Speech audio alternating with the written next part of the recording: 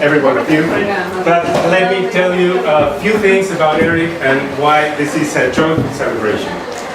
This is kind of our first workshop as the Mexican Network of Science Journalists.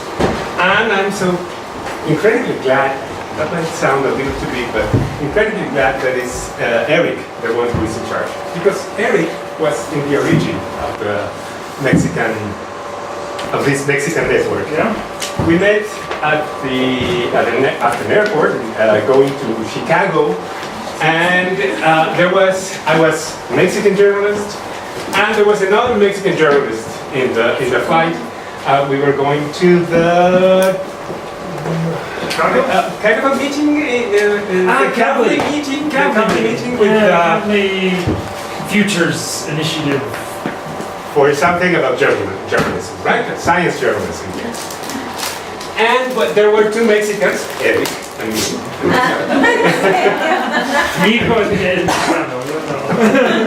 You were going from Mexico. I mean, I don't know. And I was, everyone there, Erik was in the American Association of Science Journalists. Yeah. Science writers, right? The National, Okay. And everyone else had an association there, and I was not in an association from Mexico. So I came back from that trip saying, there has to be an association in Mexico, so we can participate in all these things. There is no other journalist kind of, I don't know, who gather in this kind of meetings, worldwide meetings, right? So, and the other example that Erik put was to Laura, who's not here, Laura Vargas. He's on her way. He's on her way. She's on her way. But she knew from Erik that the English-speaking journalists gather together like once a month to discuss things and share contacts and whatever. So we decided as science journalists to do that, and that was actually the beginning, with some beers, of the Mexican Network of Science Journalists. So it's a pleasure to have you here. And one other thing, now we're going to learn to pitch for gringos. And I don't know if there is a Spanish word for pitching. I mean, the pitcher in baseball is kind of the same, and we say pitcher. So maybe we should eventually learn how to pitch for Mexican as well. Publications. Right? ¿No hay palabra para pitch? Como I mean, it's throwing with aim. I don't know. So, welcome. Thank you, Erik. Thank you so much.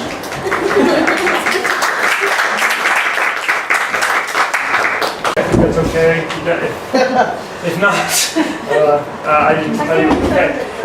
So yes, but thank you guys very much for coming. So what we're going to be talking about today is gringo pitching. This is from U.S. outlets, and there are some things that I'm going to talk about today that are culturally just American style magazine, and there's some things that are just good writing. And I'm not going to make a big difference between the two, but it's because of the style of U.S. magazines, there's a certain way that we pitch. It's okay. Sorry, but I can't. That's okay. It's okay. Okay. I'm still waiting on. At some point, I'm going to get a piece of paper from the other folks. Okay. I wonder if I can. I'm gonna have to go by memory. What do you need? I still need the other piece of paper with everything with all my notes. But another piece of paper? Yeah, it's a piece of paper with. They're printing it out right now. Oh, I think so. Can you just check and see if they're got it? Oh, I can. No, it's okay. I can tell some more things about you. No. Okay, so all right, so let's start out with. All right, so the most important thing to think about when pitching is, first of all, we're storytellers, so we're trying to tell a story. How many people here, just so I can get a sense, are looking to pitch features? And how many people are really looking to pitch news? How many people aren't quite sure what the difference is? Okay, so let's talk a little bit about news. So the news tends to be shorter. A news piece tends to be shorter. It's a good way to You need get. to email them to him. You need to email the what? Your notes to him. It's So on you the. can print them. It's on the laptop. So you don't need to. Okay. Okay. So news tends to be shorter, and the important thing when you're pitching news, there's really only one thing that's important. When you're reaching out to an American outlet, the most important thing is that news is newsworthy, that it is something new and that it's relevant to people. And we're gonna look at a couple news pieces of news later on, but so the first thing is relevance to the world, and so this. How many of you guys? Quick raise. How many of you have been through some form of school or science journalism at UNAM, or have pitched or have written a news story before? Raise your hand. Okay. So maybe, okay, almost everyone has written a news story. Give me some examples of the news stories that you've written, just in a single sentence. What are we going to pick up? I wrote a story about the tax on sodas that was working Okay, after 2 years of implementation. perfect. Okay, another one. No, I think No? I lost. Okay. They're done. Yes. Okay.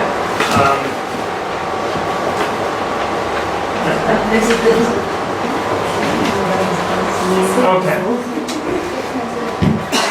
Aquí. Okay. Okay. So another piece of news. Yes. Yes, I wrote a piece about the high contamination levels and the new transit regulation. Excellent. Excellent. And yes. I made a story on some Mexican scientists who were developing solar fuels from artificial photosynthesis. Okay. Okay. So and the great thing with science news, a news story usually starts with scientists have discovered. This thing has been announced. These are, and pretty much any pitch that when you want to summarize a pitch, a story that you want to pitch, you focus on that discovery, that thing that's new. And that's when you pitch something. Oftentimes, the first words will be "scientists have discovered." The difference between a news piece and a feature is a feature has an arc. A feature is telling a story. And so do we have the? They're printing them. Okay, all right. Let me see if I can at least pull up. But you, they need this. They didn't need that. They didn't need it anymore.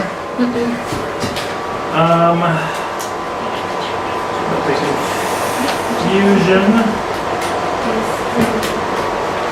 Okay.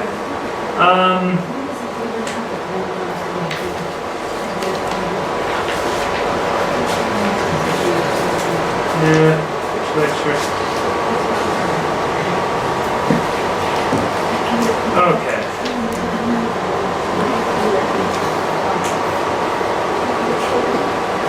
Okay. All right. So, actually, I'm going to pull this out for a second, and we're just going to do this. All right. So let me give you, and this is one thing when I read through a lot of your pitches. This is what we need to talk about: is the art. This is what. That's right. So, being a Mexican pitching a U.S. outlet, there are some advantages and some disadvantages. The disadvantage, obviously, most people would probably say is what? Somewhere here. What is that? nationality? Not nationality. Language, right? Language is the biggest disadvantage. And then the advantage is obviously the stories you have. You have stories that no one else has access to. But the thing is it's not actually the language that's a problem. Almost every editor I've ever talked to has told me the language is not a problem. They will work within the language. The real concern they have is about story arc. Yeah. It's about making a story arc. And so I want to, once I get this thing up, I want to read you a couple story pitches. And I want to talk a little about the story arc. This is really, there's 2 lessons that we're going to pull away from today. And I want to read you a story that I heard. Maybe you guys can recognize it. And the first pitch I'm going to give you, this is a story that I'm pitching to you, all as editors. And you may or may not recognize it. And this first one is bad. The second one is better. Okay, so you ready? Yes. The philosopher Joseph Campbell once said, "Myths are public dreams, and dreams are private myths." No one understands the concept of myth better than Campbell, having pioneered the concept of the archetypical hero in the collision of good and evil. Such ideas are the cornerstone of Western civilization, and crucial to not only modern literature, but film also, and to some extent, our own hearts. I propose a story that brings together these themes, good, evil, love, hate, heroes, villain, into a sharp relief as viewed through the events that led to the collapse of the Galactic Empire. The story will be a hero's journey, dogfight-like spaceship chases, and a dose of humor, as well as literal clashes of good and evil, to explore the struggle between good and evil inside all of us. What? Anyone right? Very good. Okay, so that is all true. Everything I read is a perfect description of Star Wars. Did anyone get it? I was talking about Star Wars, but there was no arc.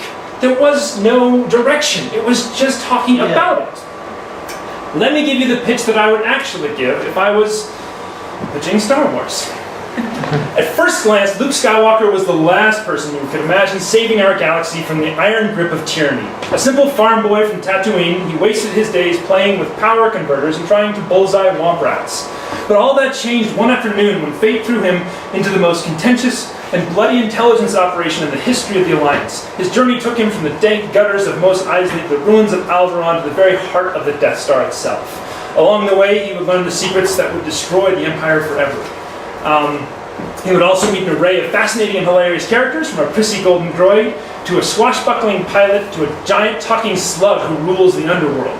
Most important of these was none other than Master Minch Yoda. It's his real first name. Formerly of the defunct High Jedi Council. Yoda unveiled a new world to Skywalker, teaching him to master the Force and giving him the tools that would eventually bring down the Empire. Tied up in this fascinating and crucial story is also a previously unreported personal story behind this legendary rebel. According to documents obtained through the Freedom of Information Act, it seems that Skywalker was actually the son of Sith Lord Darth Vader himself.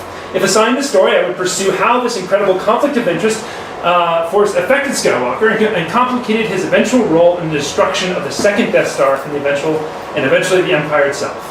I propose a 2,500 word story pulling apart these various threads that led to the fall of Emperor Palpatine, or else perhaps a 3-part series. Budget allowing. All right, so what's the difference between that second one and the first one? What were the differences? We're telling a story in the second one. What was in it? What did you guys notice? Characters. A beginning and an ending. A beginning and an ending, an arc. Did I tell you the ending? No. Did you get a sense that I know the ending? No. The destruction of the Empire.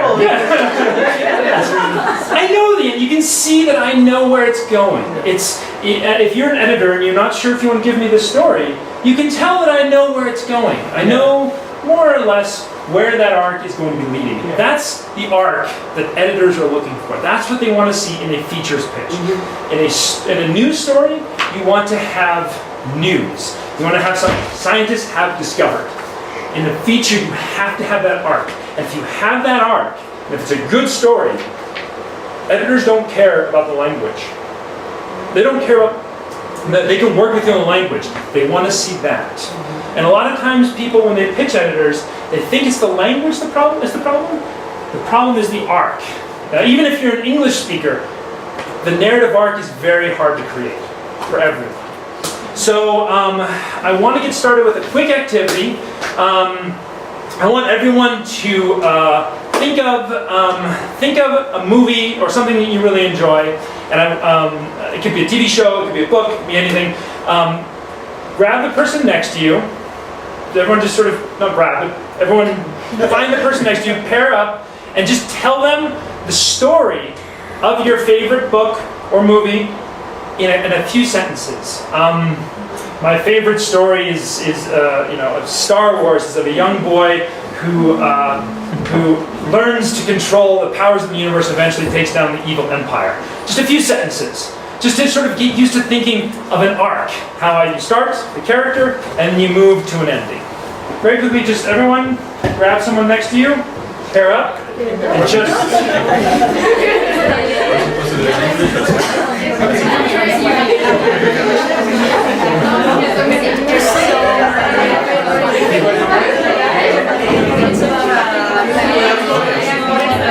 El Principito.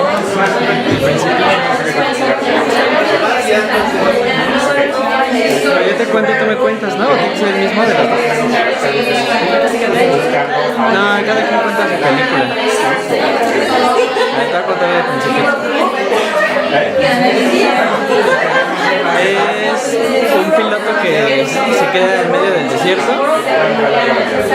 y ve a un niño. Y el niño le muestra lo que hay en todo el universo y las cosas que él está haciendo mal y bien.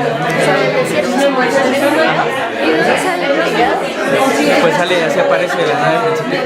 Yo creo que es porque ya está por morir y se lo imagina y está reflexionando de la vida. Pero el Principito le muestra las cosas buenas de los niños que tienen que los adultos ya perdieron, así como creer en cosas o echarle ganas a todo.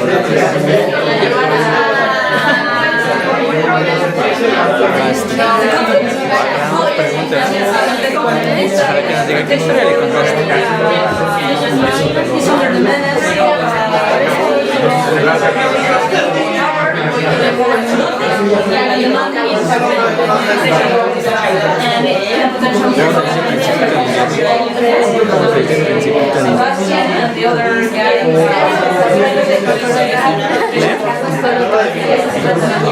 Esto está muy fácil.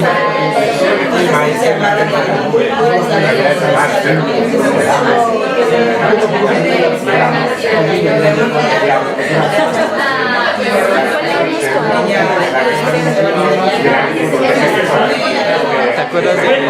When you are done, raise your hand. When you're done, raise your hand. ¿Te acuerdas de...? Es que pusimos muchas. La de... El licenciado Vidriera, ¿te acuerdas?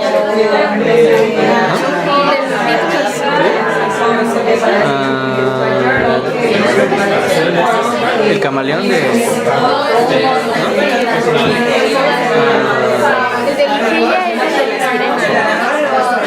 Sí, pero ya lo confundí con otro que es parecido.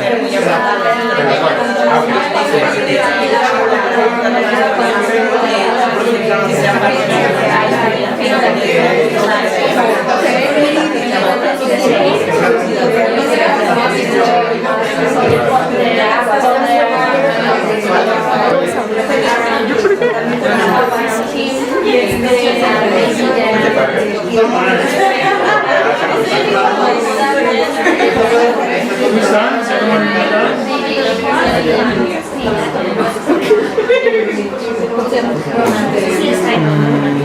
All right. Puede ser un libro más grande. Should we be wrapping these up now? So it's hard. Tell me about what happened right there. Was it easy to bring everything into a short little thing? Tell me about what happened. Sorry. Well, Rodrigo was kind of disappointed because my story was so short. I made actually 2 phrases. So is that all? And it's like 400 pages. Right. That's good. That's exact. I mean, that's very good. All right, Rodrigo, how was it? Was it good? I think it was because it got me interested. Like, is that all? I want to know more. Okay. Perfect. Other people with the stories. How did you feel trying to shorten them? How did that feel? Maybe it would be easier if we write it down before starting. It's very hard to do these things, but, and writing it down is very important, and this is what you're going to do. But what we're going to learn is that pitching is very important written, but you also have to learn to pitch verbally. Yeah. You every time you sit down with an editor anywhere, they'll say, "Oh, we're just going to have lunch. You don't need to pitch or anything. We're just having a reading." That is a lie. That is a lie. Every time you're meeting, they're going to say, "So what are you working on?" And you need to be able to pitch. You do, well, I'm working on this story about space galactic fighters, these different things, and you have to be, you have to be able to do that. So it's difficult. An elevator pitch. What's that? An elevator pitch. We call it an elevator pitch. Has anyone heard that word before? That phrase? The elevator, because it comes from the idea that you're in an elevator with someone important, and you have the time from when you get in to when you get out to tell them your idea. What are you doing? Go ahead, tell me. And you have to give them your idea quickly. And a good elevator pitch is very, very important in this business. In fact, it's all of this business. So I know that was a little hard, but let's talk a little bit about. Can I ask you something, Erik? Yes, please. Sometimes, even if you pitch by email, if you are brief, because all editors are overloaded with work, you need to do like this, a very brief idea that can catch their interest, and then you develop it more. Yes. Yes. That could be an option, because sometimes if you write too much, it's not your language, and sometimes the good idea can catch the interest of the editor, and then you can follow up. So I was going to diagram something right here, but if you send someone an email, sometimes the most important thing is actually, this is the pitch letter, it's actually it's the subject line. Right, the most important thing is, and there's some, if you look, is everyone here familiar with the Open Notebook? Yes. And if you're not familiar with the Open Notebook, We're not. talk to this man right here. Yeah. He can tell you all about it. Yeah. It's and it had a list of dozens of pitches. Yeah. And oftentimes the best thing with those pitches are the titles. Bring you in and get you excited. That is the shortest elevator pitch of all time, is a title. And just writing a title to your pitch can help you focus a lot. All right, so let's talk. All right, so let me talk first about Can I what. just say? Yes. Yeah, one thing Rich Stone told me recently is the editor from Science. He told me that he prefers, for example, short pitches, but that doesn't mean that they are not well researched, right? So he prefers a short pitch that catches his attention, and he can notice that it's a well researched pitch. It doesn't have to be really long, but then if he's interested, he's gonna ask you for more. Otherwise, he's just gonna tell you, "I'm sorry, I'm not interested. Don't spend too much time on it, so you can pitch into another penny, right?" So But how short is too short? what? So we're going to talk about that in a minute. So that was Does- exactly my question. Does anyone think that I am not a Star Wars fan? I've done my research. I know what happens. I know about who Yoda's sister is. Like, I know all these things. So I didn't have to talk about all those things in order to tell you the story. Hopefully, if you know the story well, and if you can draw the arc, people can tell that you know the story, that you understand what's behind it. If you can draw that arc, it's obvious that you know your story. You don't have to say everything. So I want to talk about the ideal pitch letter in a minute. My pitch letters actually take 3 parts. The first part is,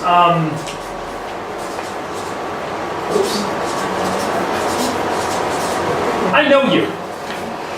We're going to talk about this at the very end, but we met at a conference. Your friend is a friend of mine. I saw your message from someone else. It's some sort of connection that brings you to that person. Now this is about networking, all right? So we're not going to talk about that very much today. Yes?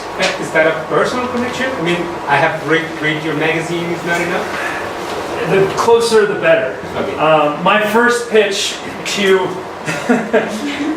the New York Times, these jokers, was I actually interviewed. Did anyone know who Ken Chang he used to be the New York Times science writer. I interviewed him for a story about David Perlman, who's a famous science writer, and they worked together. So I interviewed him as a subject.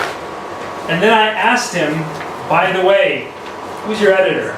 Can I pitch them? He said, yeah, it's David Corcoran. So I wrote to David Corcoran and said, I know Ken Chang. And he told me to talk, which I was honest. He told me to talk to you. So this is very important to make connections, okay? We'll talk about that later. The third part is... What happens with cold pitching? I've done a lot of that lately. I don't know how to work around that. It makes it...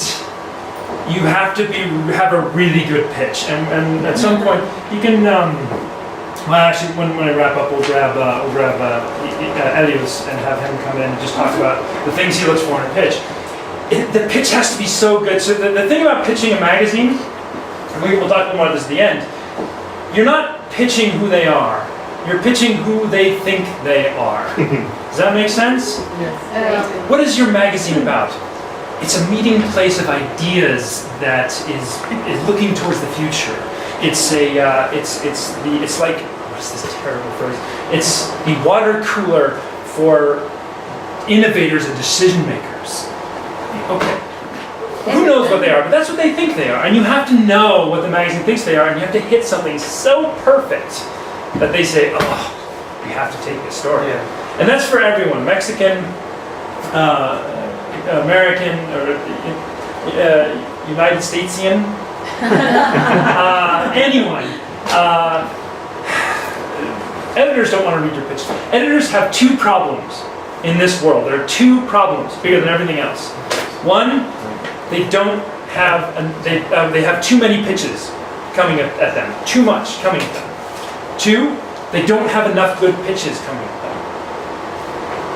That's their biggest problem. It's like, I don't have any good stories.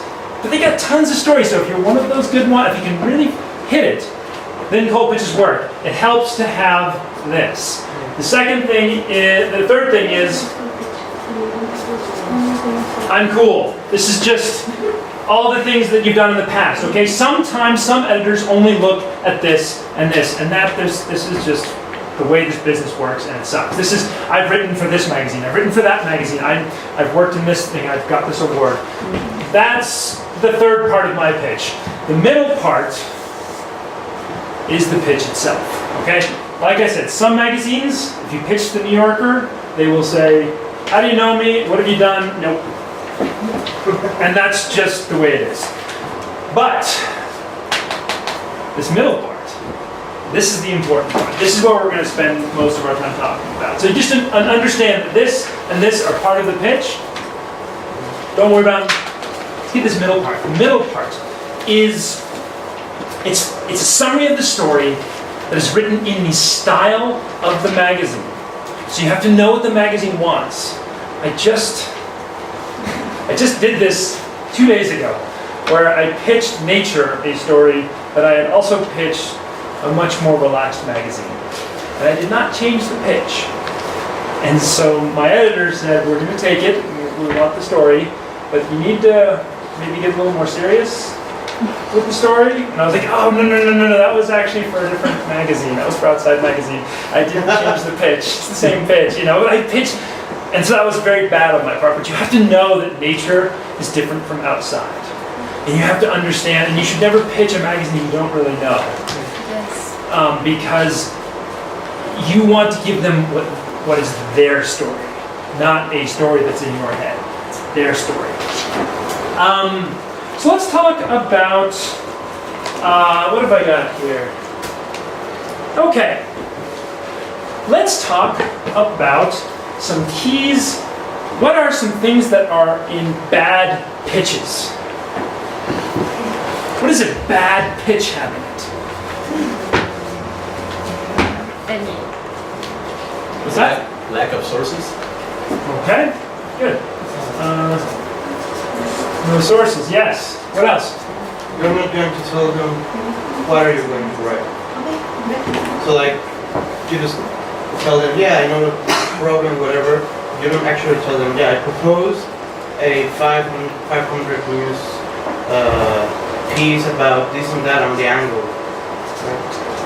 I propose. That's a very important phrase for U.S. editors. Is I propose a story. You tell this whole thing that you're going to do, and you say I propose a story about this and this. What else is in a bad pitch? It's about something that it's not new. Yes. Good. Yeah. Old story. Why do I care? Why am I hearing about this? What is this? I don't care about this thing. What is this? Very talented science writers can make toe fungus sound interesting, and you can pitch a story about toe fungus. And if you're very good, you can make it work. But most of the time, you need something that moves you. All right. Don't do enough research and propose a story that has already been revised by the magazine, for example. Or for that magazine, so that also is, I mean, Yes. they tell you like, yeah, we ran a story last week and you read it, and it shows that you don't know the venue. Yep, that's For example, a pitch that doesn't have a science content or enough background. okay. Nothing there. Yeah. Another one. Let's see. A good pitch has a quote in it somewhere in it, you know, that shows you've done some research. A bad pitch starts with a quote. You never start with a quote, especially not one from Joseph Campbell or some important person once said. Mark Twain once said. Boom! That pitch is gone. No one's going to read the rest of it. Okay, you never. Yes. Can I top that? Yes. Send a straight news release. Say like, that's a bad pitch. Yes. No. No. The story should be yours. But it happens. Editors have told me like, Yes. we don't want that. Now I'm assuming that everyone here is pitching a story that they've been working on, that they're passionate about, that they want to share, and you're trying to find a way to tell a story. If you start it with, this famous person or this more important person once said this thing, we want to know what you say. And those first two sentences may be all you get. That first, right out the gate, you need to get me to read the rest. This is true in all of journalism. The hardest thing to do in journalism is to get someone to start a story. That's the hardest thing, whether it's an editor or a reader. That is the hardest thing to do. The second hardest thing to do is to get them to finish it. But okay, we'll deal with that later. But, okay, so what are some other bad things? A lot of information. Too much information. Too much information is another. Too much information. Too much of anything is bad. I actually got a pitch in the pitch that you guys sent me that was longer than the story that ended up that was written. The pitch was longer than the story. The pitch should be a tenth, at most a quarter, the length of the story that you want to write. The story you want to write is 500 words. Boy, if you get into 150 words, you're starting to, like, wait a minute, you have to be too much of anything. Anything else? Bad pitches? You don't have any sort of like idea who to interview or how to get that information? You don't know where you're going, and then you don't have an arc. You don't know where it's going. So what are some good things? Yes? I mean, so you should have the whole story when you pitch it? No, absolutely not. You should have the arc. You need to know where it's going to go. So I will share a pitch with you later in which I had the arc, and it was focused on this one character, this one scientist who's going to be my whole story. Really, he's going to take me through the story.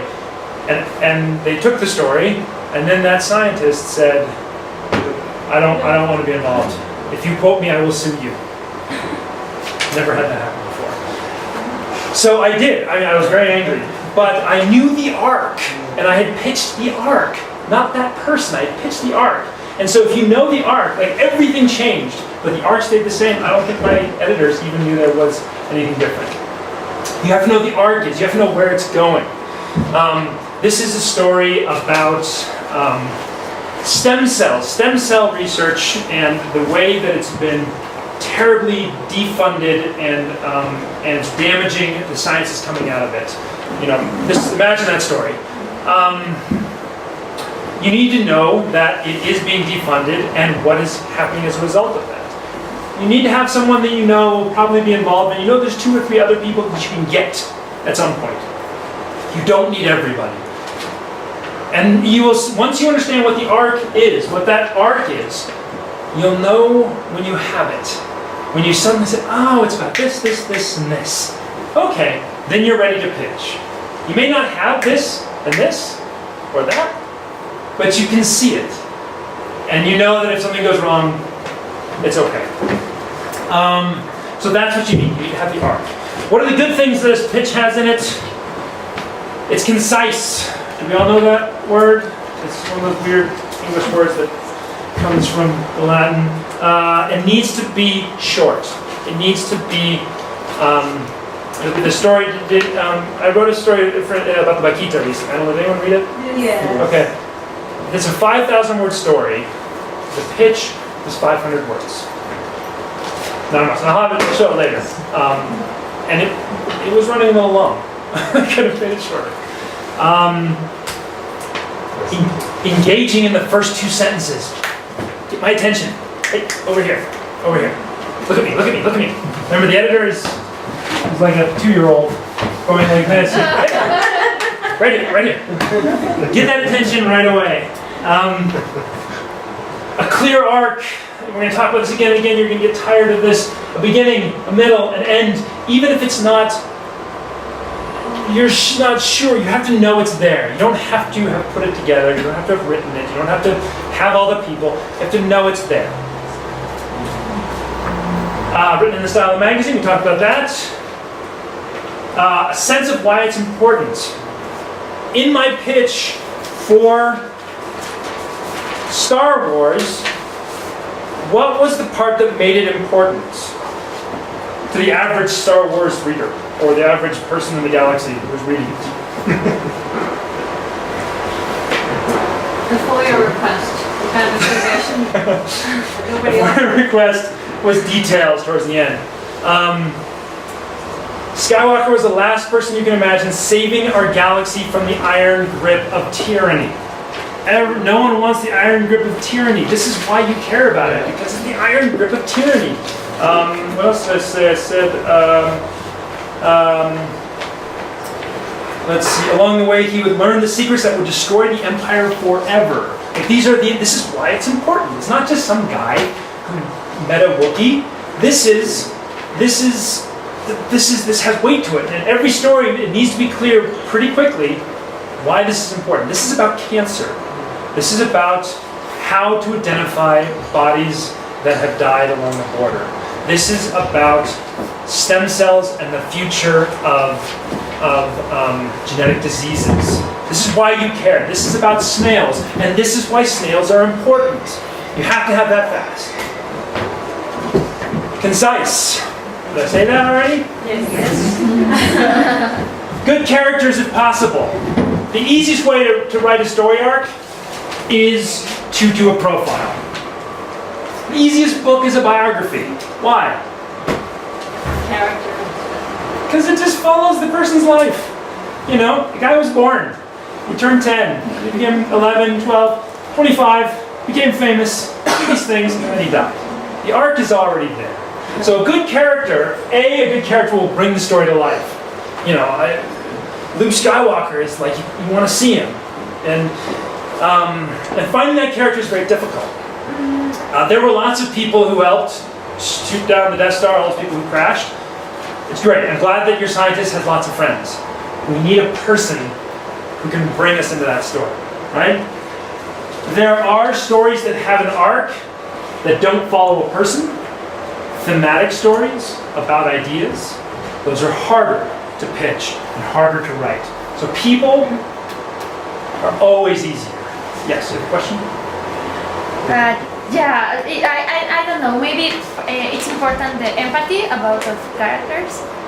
Yes, exactly. People, the average reader doesn't care about science. They don't care about bears. They do for about 2,000 or 3,000 words, but they really care about people. The people involved with the bears. The people involved with the sharks.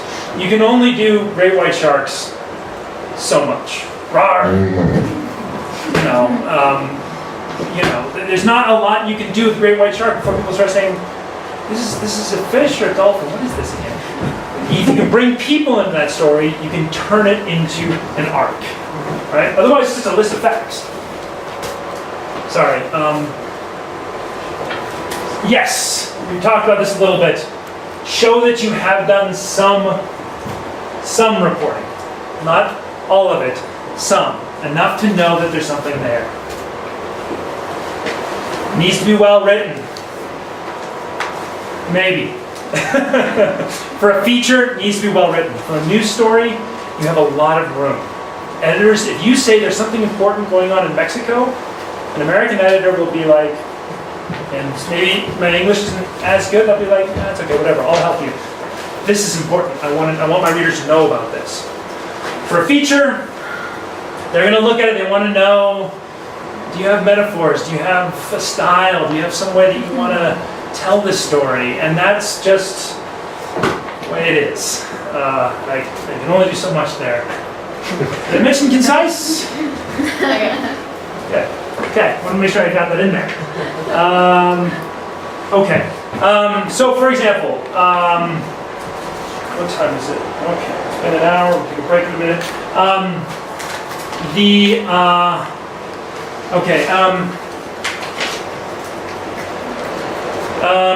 Alright. I'll talk about the next one. This is, talk about concise. This is just my first pitch to National Geographic. You don't have to read it. You can. It's actually in your materials. But it's called. It eventually got titled. What is it? Boobies Gone Bad. Boobies Gone Bad. About a bird. Right. This was my pitch to Jamie. He was the editor at the time, editor-in-chief of National Geographic. He said he used this in later lectures as the kinds of pitches he wants to get. That's the pitch that I wrote him. This is the pitch that we ended up working together and giving to the magazine. Okay, like this was, I had pared this down. It's in your materials, you can see it. I just want you to see how short I had made it. This is like 500 words. That's what we ended up making it into. Almost completely gone. And that is what just looking at that was like after a lot of work getting it short, and we still made it shorter. So that was for a feature too? That was for a feature. Yes, that was for a feature for the magazine. And this last part is a photography note. We can talk about that at the end as well. So I want to do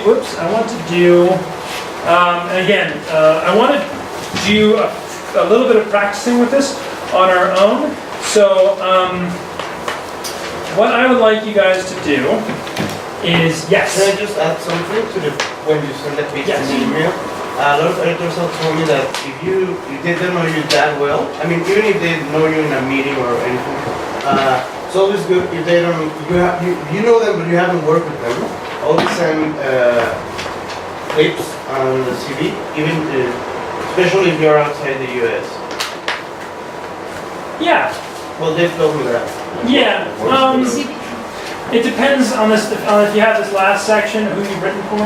A CV, frankly, it's important if they don't. If you think maybe they don't know the outlets you've written for, then it can be very important. Yeah. Or make sure you if they Google you, that they can find that you show up in Twitter or you on the website or whatever. Magazines are like boys and girls in high school. This whole process is a lot like dating in high school, okay? How many of you liked dating in high school? Yeah, okay. I didn't. They will say, well, you say, hey, I'd like to go out with you. And they say, well, who were you dating? What you dating? I don't know that guy. No, I was so with him, and you're with him? Oh, well, maybe, they want to know, it's like, it's this thing where if you're going to pitch a big magazine, they want to know what other big magazines you've written for. Is it someone close to them? Is it someone cool? Are they good looking? Are they on the soccer team? Or are they like, that's what this section is all about. That's what the clips and that part is all about, is can this person write at our level? Because we're important, right? Yeah. And so you have to play that game. There are some outlets that some people won't get into. And it's not because the pitch isn't good, it's just they need to, the nerd can't always date the prom queen. Cheerleader. Yeah, the cheerleader. And it's not because he's not worth it. Believe me. And it's a weird metaphor, but it is true. It helps to have magazines here that are kind of close to the magazine you're pitching. Or clips. It also helps if they reject your pitch, that they know about you, and they say like, oh yeah, this guy has written something about this, we want something, like, give you another assignment. If you're lucky, they will reject you. Most of the time, they'll just... It's the same thing in school, right? It's the exact same thing. If a girl says, no, I don't really want to go out with you, that's nice. She just goes, Yes? I have found two things very useful. One is to know personally the editors. And the way you can do that is going to the Journalist Congress, where you have the chance to meet them in person, and that helps. I got my first job because the editor saw me asking questions, for example. And the other one is, I think, very crucial, is what you were saying, networking. My other big access to magazines in the US was because you introduced me. So I think networking and getting to know the people who do it, it's a good way to start working your way into writing business. You have to be strategic about this. You have to be thinking always about... do you guys... there it is. So we're talking about editors and how terrible they are. What? And how much we... So we just wanted to hear maybe a couple things about... You're from the other side. Come on. This is Elias Lopez. Hola a todos, mucho gusto. Elías López, soy el director editorial del New York Times en español. Bienvenidos. Soy amigo de Eric, conozco mucho su trabajo. Y bueno, quería darles la bienvenida personalmente. Me pareció genial la idea que tuvo Eric de hablar de pitches, ¿no? Y creo que Eric ha tenido un increíble éxito como freelance, ya digamos ha creado una carrera en un nicho y es muy importante entender qué buscan los editores, cómo formularlo. Mi recomendación siempre es, digamos, ve al grano, ¿no? Hay un muy claro que es los editores no tenemos mucho tiempo, ¿no? Y no tenemos mucho tiempo porque si tú me estás pitchando 10, 20 personas más, ¿no? Entonces creo que algo clave es saber decirlo de una manera muy concisa, explicar el tema. Y una cosa que no me gusta, por ejemplo, como editor, es que me digan, tienes que escribir esto por... Digo, yo sé lo que tengo que escribir, lo que tengo que editar y lo que tengo que publicar. Dime por qué te interesa a ti el tema y por qué te interesa y por qué te parece que no lo has cubierto de una manera, digamos, distinta o mejor en ningún otro medio, ¿no? Creo que eso es un dato excelente. Si tú me puedes decir, mira, Elías, no he leído esto en ningún otro medio, si lo he leído le ha faltado ABC, y yo te puedo decir que lo que yo tengo es único, pues una información que eleva un problema, que lo saca de otro, que lo pone en otro contexto, que ofrece otra realidad. Eso me interesa de uno, ¿no? O sea, si tú me dices algo que no hay en ningún lado, ya me interesa, no quiero saber más. A ver, ¿qué otras cosas? What else have you told them about the process? What if you don't know somebody? That's a big deal. So blind pitch, ¿no? Si me llega alguien así que no conozco, inmediatamente creo que el deber de cada escritor es proveer una idea de quién eres, en qué temas te especializas. Incluye ligas, ¿no? Mira, aquí tengo mis últimos 4 artículos, mis últimos 5 artículos sobre diversos temas en tantas publicaciones. Si me puedes inscribir incluso el nombre de un editor, de una persona con la que has trabajado antes, fotógrafo, otro reportero, muchísimo mejor. ¿Por qué? Porque eso me permite a mí, digamos, hacer la labor de cotejar lo que estás diciendo, saber quién eres, cómo trabajas. Es difícil trabajar con gente nueva. O sea, a la final la labor periodística es algo de confianza. La confianza se construye con la experiencia y con la relación. si eres algo nuevo, que le estás pichando algo nuevo, trata de proveer bastante información sobre ti mismo, ligas donde puedas leer tu trabajo y también, digamos, conexiones y ciertos, digamos, referencias que tengas. Importante. What else? Well, we talked about that's my list up on the Okay. on the. Concise. And then is there a phrase in Spanish that says "put your money where your mouth is"? ¿Cómo se dice? No, ¿Cómo lo diría? I'm not good with any of this. Creo que es, digamos, mostrar con acciones, ¿no? O sea, digamos, si tienes algo que mostrar o que no simplemente no hables. En Argentina se dice chamullo, ¿no? Hablar demasiado. Creo que es más fácil demostrar que tienes el conocimiento, que has trabajado en el tema, o que simplemente escribir la información sobre él. No hay una frase. I would like you to put your money where your mouth is. So, les explico un poquito. El New York Times en español tiene un año ya y somos una combinación de traducción del New York Times y producción original. Tenemos... me ha ido muy bien. Historias estás buscando. Bueno, básicamente queremos incluir muchísimas historias de América Latina y de México sobre todo. ¿Qué piensas sobre historias de ciencia? Bueno, estaba hablando precisamente con Erik sobre la importancia de este taller porque si ven nuestra página y ven el contenido de ciencia que produce el New York Times, ¿no? El New York Times tiene una página de una sección dedicada a ciencia, editores dedicados, pues nos ha ido muy bien, ¿no? Y el tema científico va, digamos, desde los temas ambientalistas, de cambio climático, digamos, las guerras, estos frentes que hay entre minería y impacto ambiental, proyectos de desarrollo, El tema del agua. tema del agua, diversos temas, digamos, de más carácter social, impacto, también, pues, buen contenido de ciencia personal, desde el punto de vista médico, científico, estudios que, digamos, que indiquen tendencias de cáncer, de, digamos, médica, entonces, avances. Mucho de lo que hacemos también es eso, ¿verdad? Como proveer mucha información que tenga, digamos, cierto uso práctico, utilitario, pero que esté muy bien reportada, ¿no? O sea, quién hizo el estudio, cómo se hizo, explicar la metodología, cuál es el impacto, cuál es el contexto, eso nos interesa.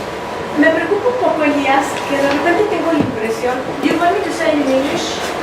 No, entiendo más que... Okay. Mucho más. Que hay una cierta tendencia, incluso en periodismo de ciencia, para buscar más historias políticas que de ciencia profunda. O sea, hay bastante interés cuando pichas historias que tienen que ver con política científica, pero menos interés cuando tienes buenas historias de ciencia dura. Y muchas veces pasa incluso que aunque el primer autor sea mexicano, se van a entrevistar al autor anglosajón que es el tercero. Es decir, que hay cierto sesgo por narcotráfico, aunque tenga que ver con ciencia o sí, bueno, eso es lo que estamos intentando cambiar, ¿no? O sea, si leen nuestro material, van a ver que hay muchísima diversidad de contenido, de todo tipo, cultural, ciencia, tecnología, negocio. Creo que también lo que buscamos hacer es, pues, usando nuestra plataforma para escritores locales, ¿no? en América Latina, es precisamente alejarnos del estudio de Harvard, del estudio de la universidad inglesa. Absolutely. Sin duda. Y sobre todo si está anclada a un avance tecnológico en América Latina, en una universidad que en México, expertos mexicanos en otras partes del mundo que estén haciendo investigaciones. O sea, creo que la idea es, sin duda, pues, sí, diversificar un poco las perspectivas, ¿no? Sabemos que en nuestros países hay grandes investigadores, hay grandes temas, incluso también trabajan mucho de la mano con instituciones, digamos, sí, anglosajonas o lo que sea, pero sí hay cierta participación y eso es importante colocarlo digamos, bajo los reflectores. Let's see what else. Clear art. News or Features. News or features? Both. I mean, a news story is a news story, right? So if it has to be immediate, o sea, tiene que tener inmediatez, tiene que haber un impacto muy claro el momento que se logra, por qué, cuál es el impacto. Pero también, obviamente, features, pues sí, o sea, creo que features para ciencia es un gran vehículo, ¿no? Porque sí te permite, digamos, a escribir un poco con color del campo, si estás haciendo una investigación, si hay, digamos, sí, creo que ciencia se da mucho para features, precisamente por eso, por el color, por el terreno, por la investigación, por las implicaciones que tenga también, el punto personal, si es una cuestión médica, ¿no? Pues digamos, usar varios ejemplos, And etc. a feature is at 1,200 words or so? Like that's a feature. Right, so when we think about a feature, it's about 1,200 to 1,500 words. So that changes the way you approach the Very much story, right? You definitely are not going to be telling the history of Egyptology. No. Egyptology? Yes. Are you taking video pictures and No. So yes, but we work very closely with the video department in New York. So that takes a little bit more production, of course. Pero sí nos interesa mucho. Claro. And total for all of Latin America, like the significance is for all of Latin America or just for Mexico? Well, let's say, I mean, of course, Mexico is very important for us. It's our biggest market. Sí, por supuesto, bueno, sí hay, para nosotros nos interesan mucho los temas de México. O sea, es un mercado que estamos desarrollando. También tenemos muchísimos lectores en Venezuela, en Colombia, en Argentina, en Perú. Pero México sin duda es un mercado importante. O sea, no tenemos suficiente material, así que si tienes de México, pues venga, o sea, lo que llega de México. Si hay de Perú, pues más adelante se hará. En el contexto político me preguntabas, sí hay, digamos, muchos temas, digamos, de impacto ambiental, científico, que tienen que ver con políticas, sí, que tienen que ver con políticas de desarrollo, de de explotación de minerales o lo que sea, sí, eso es importante. Pero bueno, como sabemos, o sea, escribir de ciencia, pues abarca muchísimas cosas. Y creo que lo importante es reconocer que se puede hacer buen periodismo de ciencia en todos estos, digamos, campos de lo médico, lo personal, lo práctico, y lo científico. Okay. Those are great tips. Great tips. It has to be well written. I need to know. O sea, yo necesito saber que saben escribir por el pitch.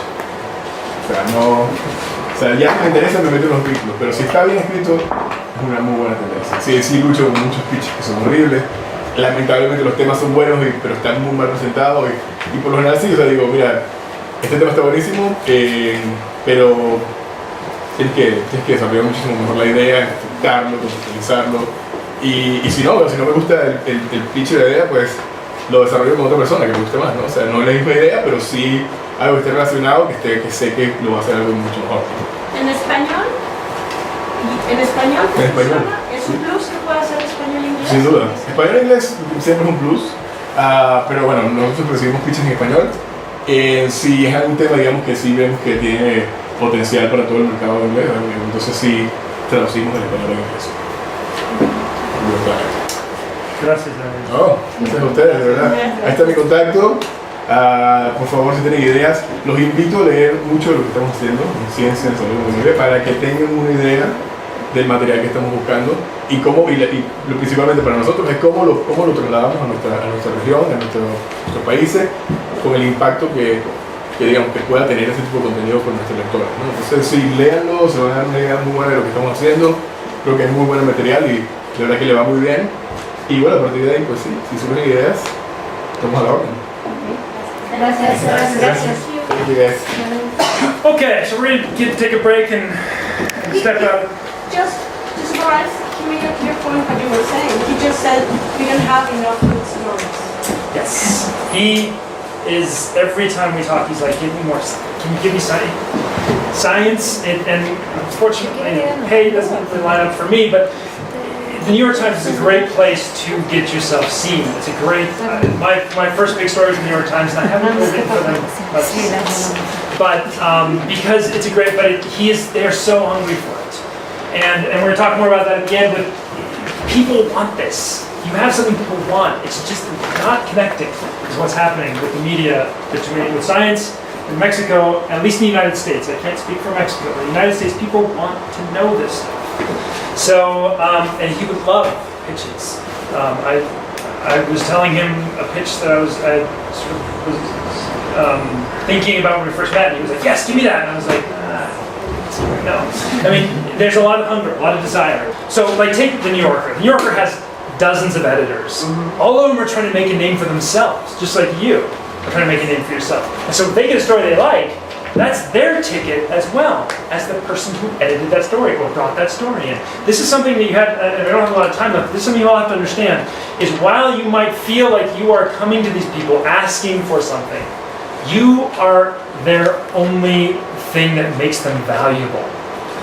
When an editor leaves a job, they bring their writers with them. Part of the way they get another job is they tell the new boss, who they're going to bring with them, how many people they've got who they work with.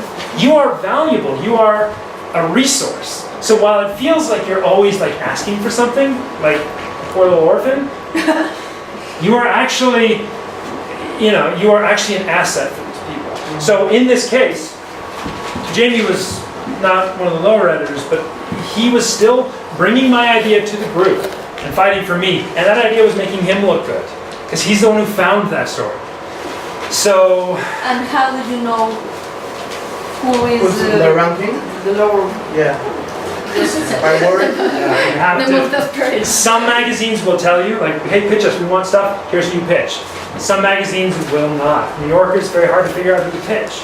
It's very hard to figure out who to pitch beyond the online version, because the online is very separate from the written magazines. The same thing at a lot of different magazines, but there's a line between online So and magazine. would it be okay to send the same pitch to all of the editors?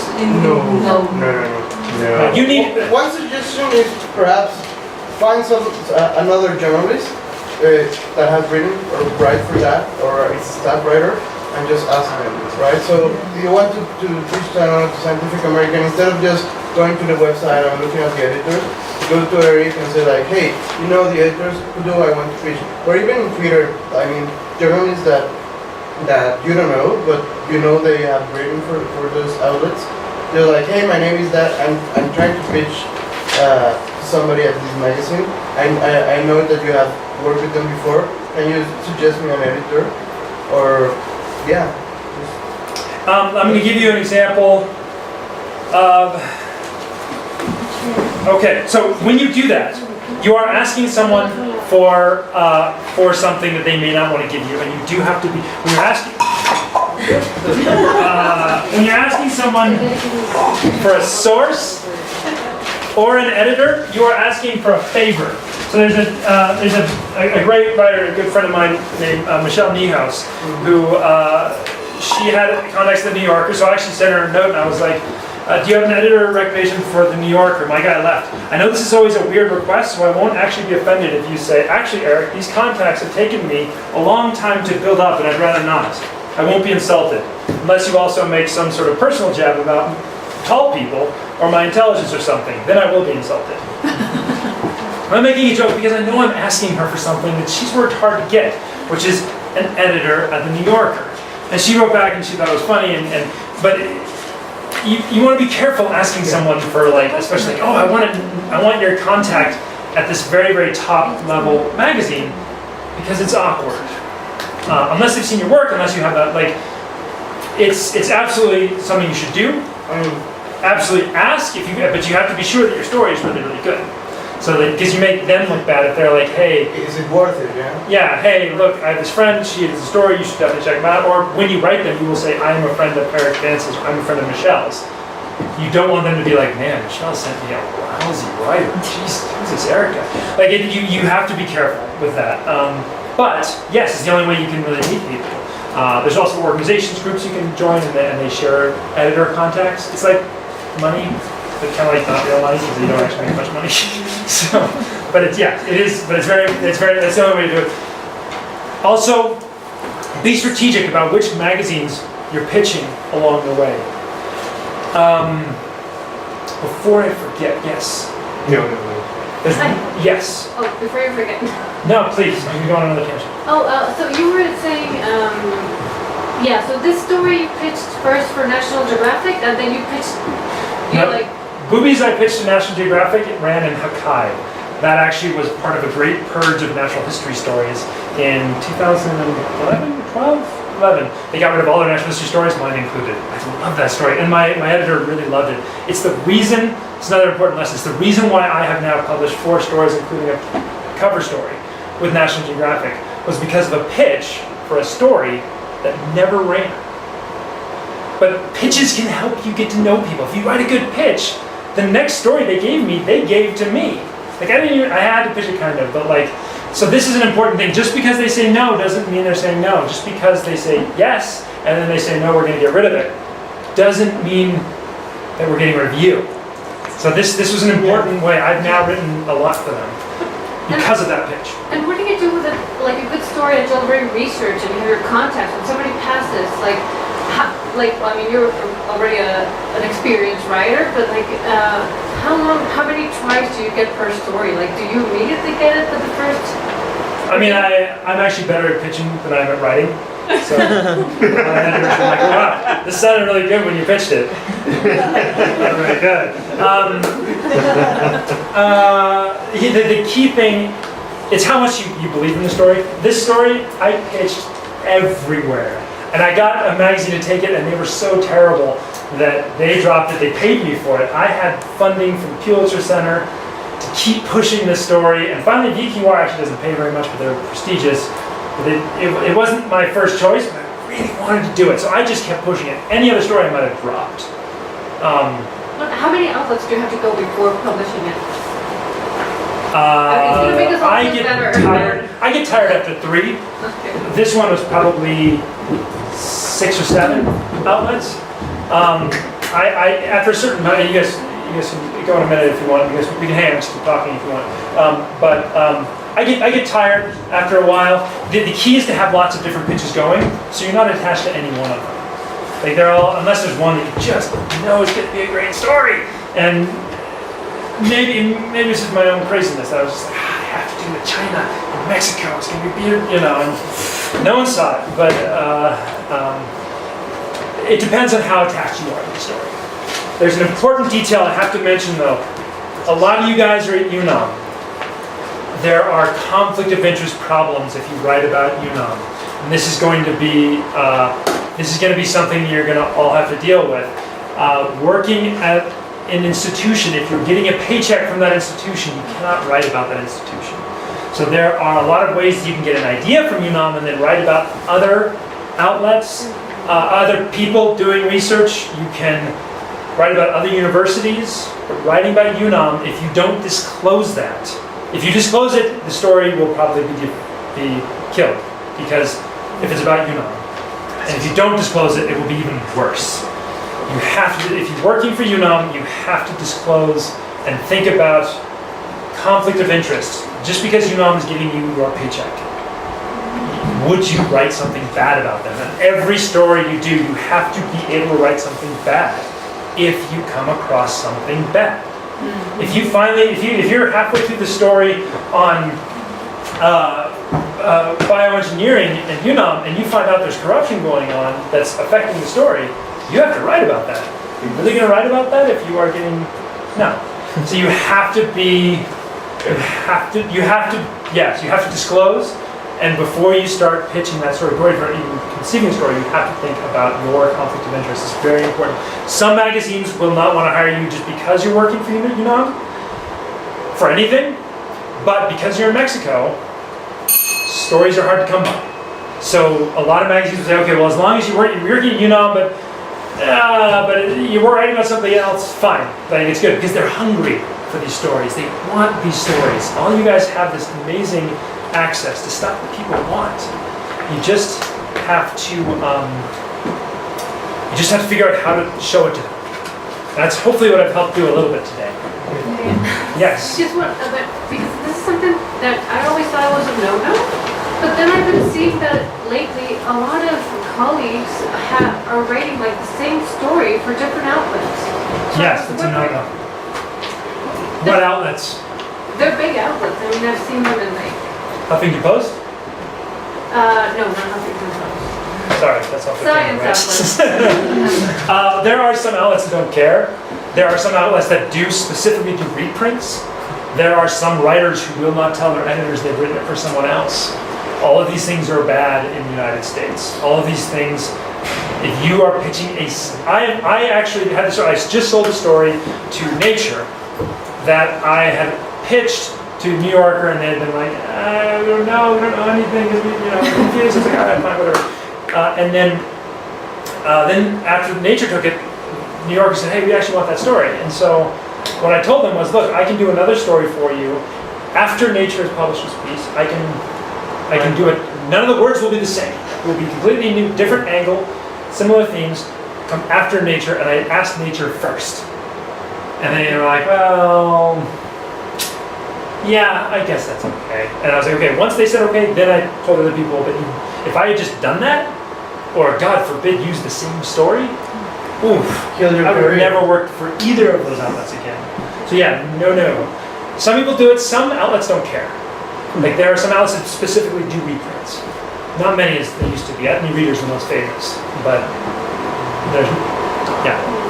I think it was Wired who published guides for pictures, and somewhere it says that you can accept a story that can be changed and published in another place. Cannot or can? Can, that you can. It Yeah. actually says that they accept that you can sell them a story, and if you write about the same topic Yeah. in a different way, they don't have a problem. Yeah, most- They just explain it has to be different words. But Different you can words, use the same often story. different angle. You want to be careful with magazines that they think they're competing with. You would not want to sell to Nature and Science. You would not want to sell to the New York Times and the... And no one else. No one else, sorry. Who else? And maybe there are many stories for you to use the same one, no? I mean, you're always having a lot of ideas, so Yeah. it doesn't make Yeah, sense no, to use the same story. I mean, placebos, like I wrote a book on placebos. I have written so much about the same stuff in the, like, And from for different example, places. you have a Scientific American, no? Yeah, there's tons of these things just constantly, but I'm always careful that I'm not doing the same thing. And then I'm getting different angles, and the people know what's going on. That's it. I also have a lot of other different weird things I'm interested in. You always want to have pitches going out so you don't feel too connected to one thing. That's kind of a secret. Can you just make a quick comment that I noticed in some of the pitches, you also pitched a photographer? Yes. So how do you do that? Like at the beginning, or you work with the editor, like, hey, there are photos to be taken? What I'm going to do right now is I'm going to say, people who need to go, please, we're a half hour over. If you need to go, you can go. Thank you guys for coming. This has been really very good. I'm going to answer that question. I'm going to answer other questions. How many people here know a photographer that you, as a professional photographer, would like to work with? Raise your hand. I'm a photographer. You are a photographer. Oh, so I you're know.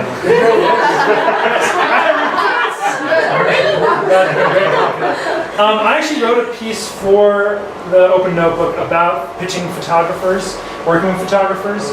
Yeah, it's a round table actually where I talked to a bunch of like photographers, writers, and editors about.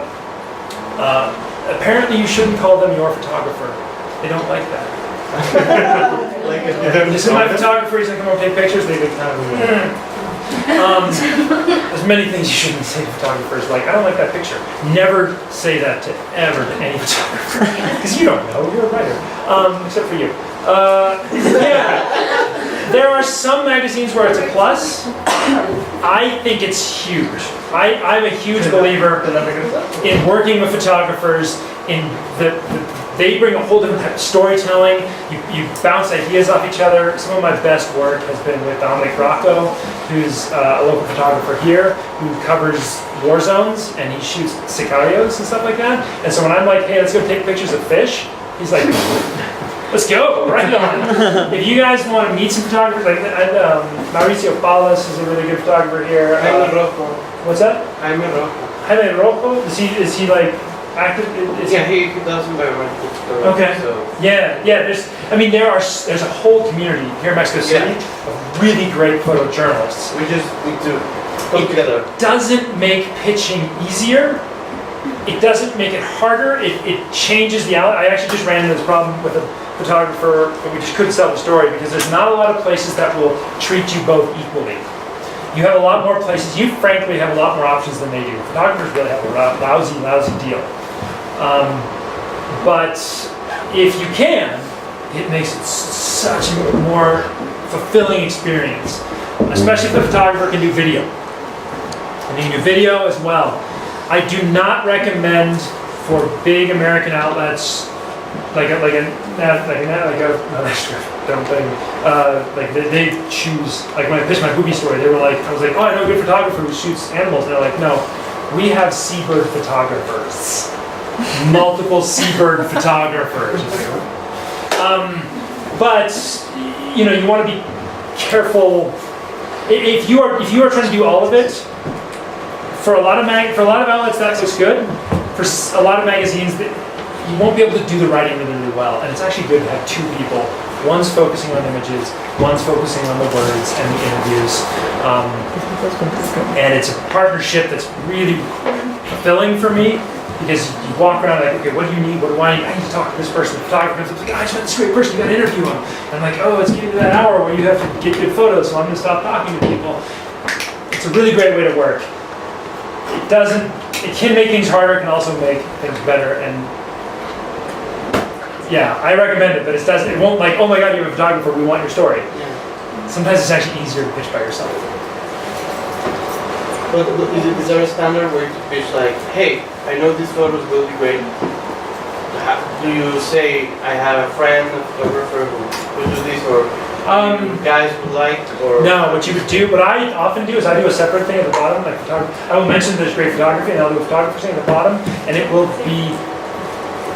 have its own. So in the booby story, that was my take on it, but I will often talk to photography and be like, how would you visually do the story? And they'll give me a couple words, and I'll be like, look, here's what we're going to do. We're going to do some shots that have never been done. We're going to do some underwater 360 pictures for the story. It's going to be cool. And if this is the kind of magazine that goes for that, they will send that to their photo editor and be like, what do you think of this? This just happened to me when I actually pitched the Web Geographic a story, and my writer editor was like, I don't really want it. I'm going to send, but because I put that at the bottom, he's like, I'll send this to the photo guy. The photo guy was like, oh yeah, we're doing the story.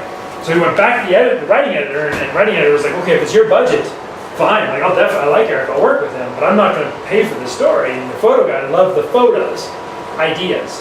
So he actually commissioned the story. So in that case, it was helpful.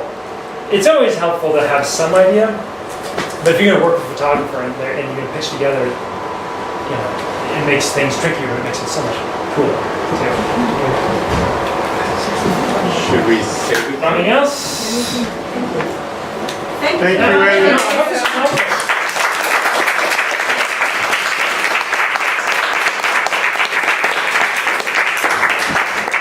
No one ever applauds me. No, thank you guys for coming. I hope this was helpful.